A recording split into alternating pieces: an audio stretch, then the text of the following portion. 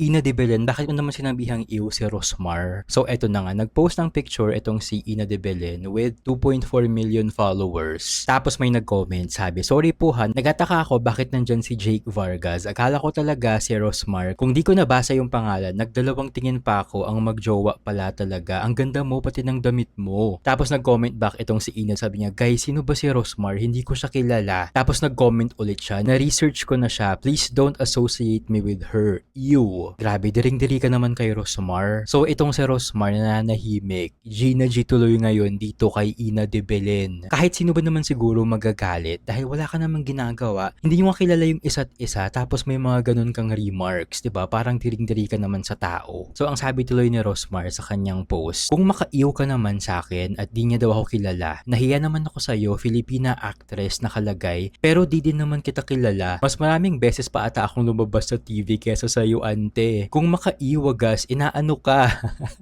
Tapos sabi pa niya, kung makaiw ka naman sa akin, mas mukha ka pang ang mom of three sa akin.